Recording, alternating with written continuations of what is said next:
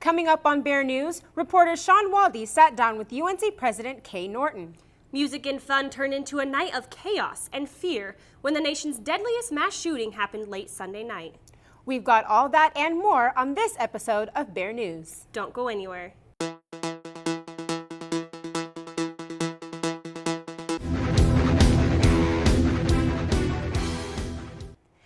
As everyone knows, UNC President Kay Norton announced her retirement effective June 30th next year. When announced her plans, Bear News reporter Sean Waldy made it a priority to get a one-on-one interview to talk with her about her past, present, and future at UNC.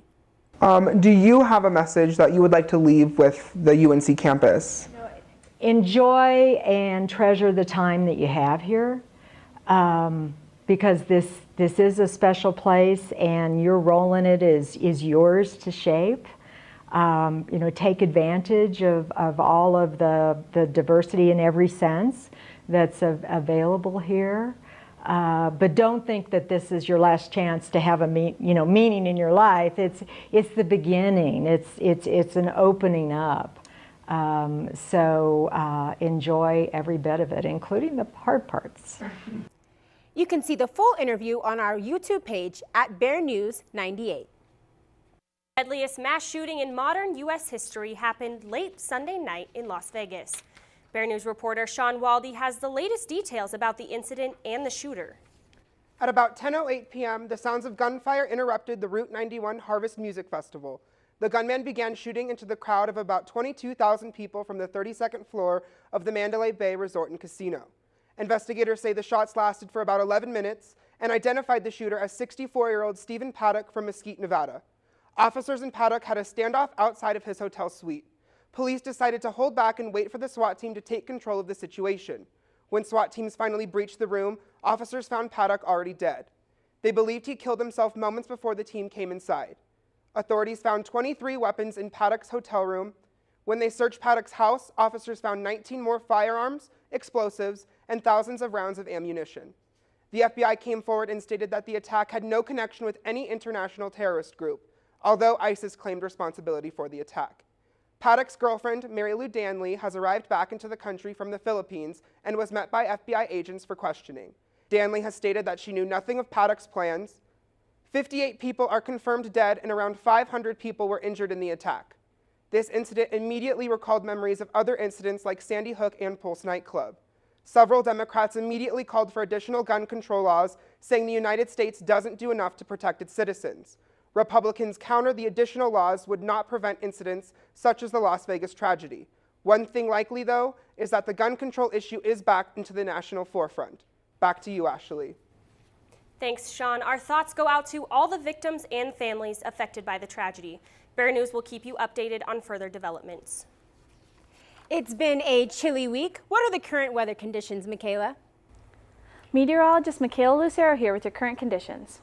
Right now, we have partly cloudy skies with temperatures of 60 degrees, humidity at 80%, and a mild breeze of 6 miles per hour. The average temperature for today is 70 degrees with a low of 41. Today, we got pretty darn close to that by reaching a high of 68 and a low of 49. The record temperature for the high was set in 1990 was 86 degrees. The low that was set almost 50 years ago was 20 degrees. Stay tuned to hear my full forecast.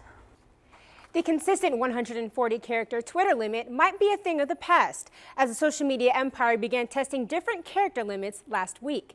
Twitter is testing a 280-character limit on a random 1% sample of users. The test includes all languages except Chinese, Japanese, and Korean. They're excluding those because they're equally understandable in less characters. Prior to the character expansion, Twitter was adamant about not increasing the 140-character limit. The Twitter community has mixed emotions about the limit change. Welcome to my block party. Glad you can make it. The only triple doubles you get come with fries.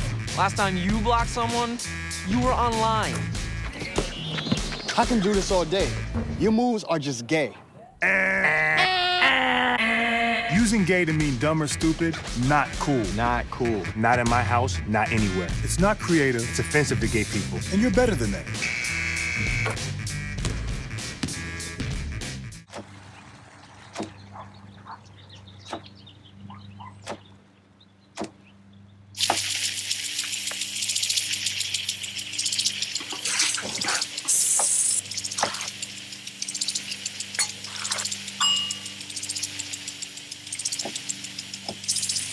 Clean kitchen surfaces, utensils, and hands with soapy water. 1 in 6 Americans will get sick from food poisoning this year. Keep your family safer. Check your steps at foodsafety.gov. Welcome back to Bear News. I'm meteorologist Michaela Lucero. We've had some chilly days these past few days here in Greeley, but believe it or not, we still have 57 days until winter. Winter doesn't start until December 1st. This morning, we had a sunrise at 6:59 a.m. and a sunset tonight at 6:33 p.m. Right now, we have partly cloudy skies with temperatures at 60 degrees, humidity at 80%, and a light breeze of 6 miles per hour. Taking a look at the temperatures across the country, it looks like we have a heat wave coming through in these southwesterly states. Places like Arizona and New Mexico are seeing temperatures in the upper 90s, while coastal states like California are seeing temperatures in the mid-60s. Places like Kansas and Iowa have temperatures in the mid to upper 50s. If we zoom in on Colorado, we see Denver and Greeley have temperatures in the mid-60s, Colorado Springs is at 71 degrees, and Durango over here is at 68 degrees. Grand Junction stayed pretty warm and is at 77 degrees. Looking at the radar over Colorado, we have a thin layer of clouds covering the eastern part of the state, but they're not going to really bring any storms. If we take a look at the future radar, we have clear skies for the rest of this afternoon.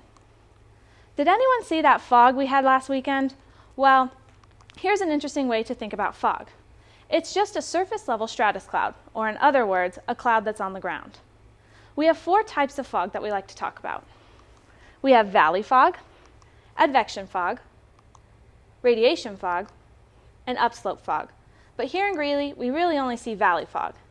This is because Greeley is in a river valley. That means when fog is created, it sinks down into the valley and can't get out, so it just sits on top of Greeley. Kind of like soup in a bowl. Tonight, we're expecting a low of 50 degrees with storms possible around 9 p.m., lasting all night until tomorrow morning around 9 a.m. For our morning classes, like I said, the rain's not going to stop until 9 a.m., so make sure if you have a class before that, you bring an umbrella. The rest of the morning is going to be pretty chilly with temperatures in the mid-50s.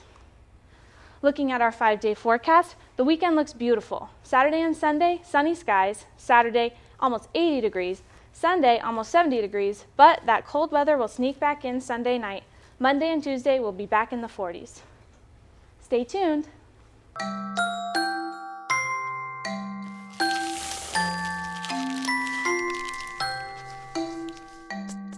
Kids will spend 8 minutes decorating their little brother.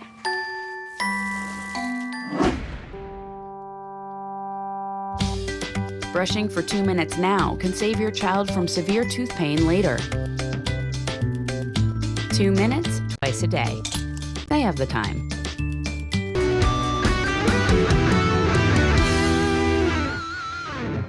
It was a great night to be Greek and show off your letters at the UNC campus. This past weekend, the women of Sigma Lambda Gamma sorority hosted their first ever step show in the Landau Auditorium in Michener Library. Organizations from the Divine Nine and the Multicultural Greek Council gathered to showcase their best moves and steps. The night began with a roll call of all the sororities and fraternities present, and each organization let their presence be known with a chant. The ladies of Alpha Kappa Alpha sorority started the night off with a bang and brought energy to the room with their performance. 2 other Divine Nine organizations also gave thrilling performances. The night continued with performances from the MGC organizations. Lambda Sigma Upsilon and Sigma Lambda Beta fraternities showcased their moves, as well as Pi Lambda Chi, Lambda Theta Alpha, and Sigma Lambda Gamma sororities. As the night came to a close, all of the Greeks strolled together to end the show. With steps like that, this first show surely won't be the last, and it's an event everyone can look forward to. How about a little Japanese culture?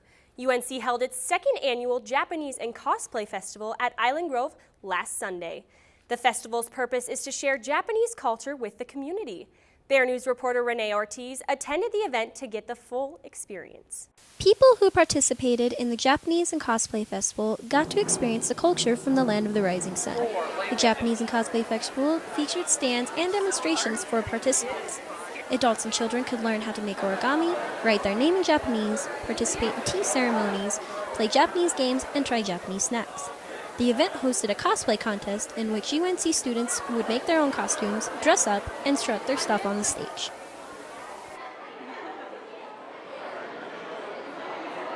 I spoke with event coordinator Sumiko Gibson and asked her why this event was so important to her. Because I think understanding a different culture is very important. So by doing it, I thought I should introduce my culture to the community. Asian Studies Coordinator Dr. Michelle Lowe introduced the Consul General of Japan, Mr. Hiroto Hayakoba, who thanked UNC for hosting this event. Thank the University of Northern Colorado. The event concluded with a karate demonstration from the International Black Belt Academy and a taekwondo performance from the Denver Taekwondo Group.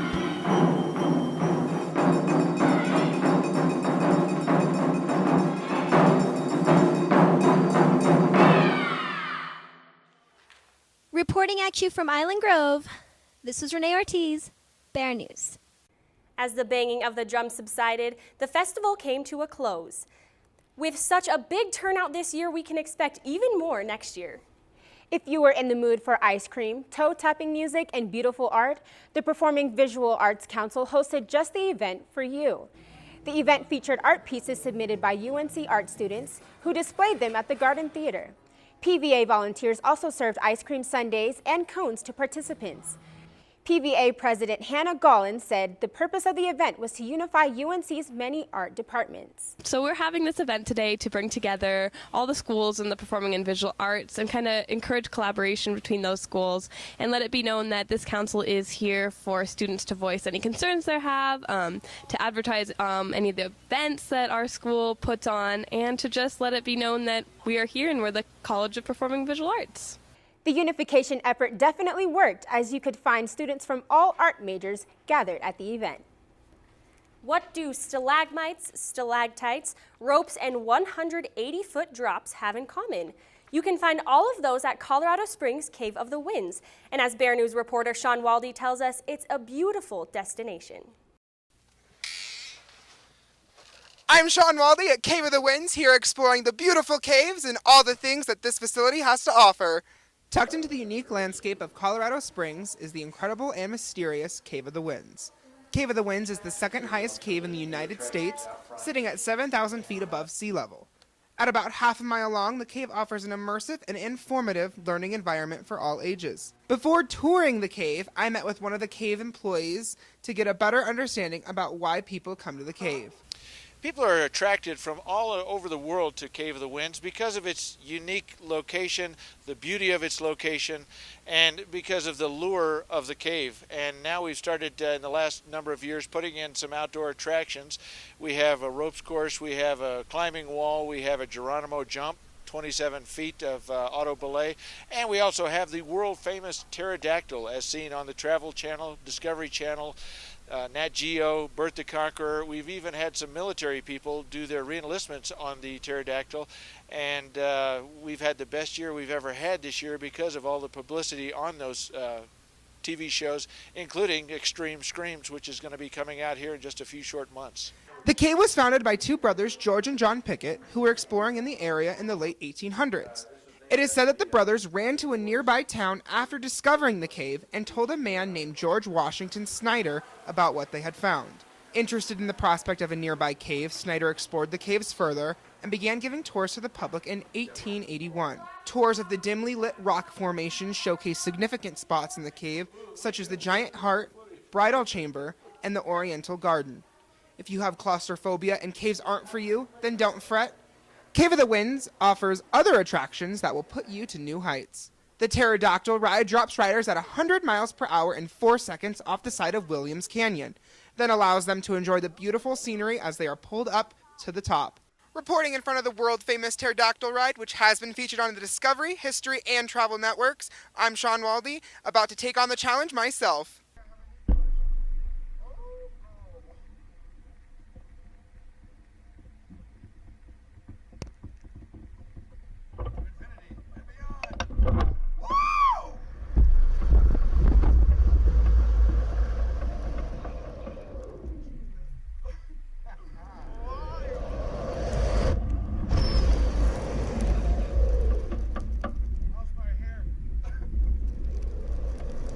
Not only does the facility offer the extremely popular pterodactyl ride, but it also has the world's largest outdoor ropes course.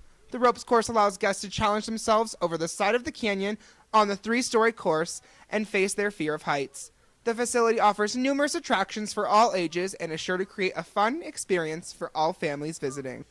Reporting from Cave of the Winds, I'm Sean Waldy, Bear News. If you are interested in leaving campus for a day and want a taste of adventure, then head on down to the Cave of the Winds. Stephen King's terrifying tale It is officially the top-grossing horror film of all time, topping $500 million at the worldwide box office. Critics and audiences agree It is a chilling masterpiece that will haunt you forever.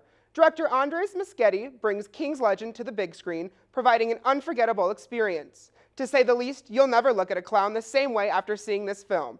7 kids from the small town of Deary, Maine, come across a monster, otherwise known as Pennywise the Dancing Clown. It's an ancient evil that ascends from the sewers every 27 years to prey on the town's children. Together, the friends must overcome their own demons to end the wicked wrath of Pennywise. Bill Skarsgård plays the murderous clown, and man, is it a role to remember. Skarsgård is the guy for the part, delivering a powerful performance that is simply mesmerizing. Finn Wolfhard from Netflix's hit series Stranger Things plays one of the 7 kids, Richie Tozer. Wolfhard definitely lightens the mood with his smart aleck jokes and hysterical comments. Nonetheless, Muschietti creates something that will only be possible to see in our dreams, at least until now. He puts forth the experience Stephen King always wanted us to see. The movie won't be in theaters much longer, so hurry up to see the frightening flick. Ever wonder what it takes to learn a dance routine? Have you ever wanted to know if you could be a chef? Do you think you could put your trust in a complete stranger? If you answered yes to any of these questions, then the brand new Bear News segment, Sean on the Street, is just for you.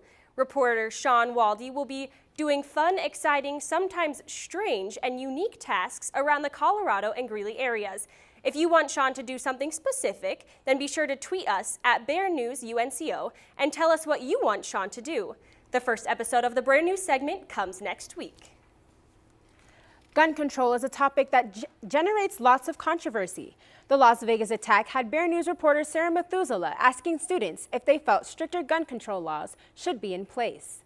I'm Sarah Methuselah, reporting in front of Mojo Coffee, asking students if they think we should have stricter rules on gun control. I think there should be. Yeah, I think so.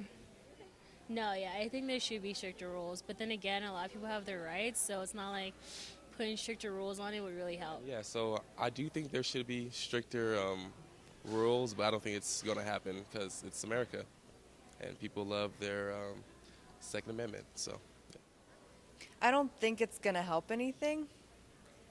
So, yeah. But ultimately, gun rules need to be addressed, I think, a little bit more in the country for sure. And I'd be happier as a person and as a parent if there were more stringent gun control laws. I think after just what happened in Las Vegas, yeah, probably. But other than that, I don't know. I feel like it's kind of up in the air for me. Okay. Well, stricter rules, more of a discussion, like actually trying to see how different positions can work. Not really restriction, is more of an elaboration on finding more effective ways of just handling the issue, because it's more complex. So involving mental illness, involving punishment and criminality, and also involving just regulation on violence and just. I feel that what are in place right now is a perfect amount.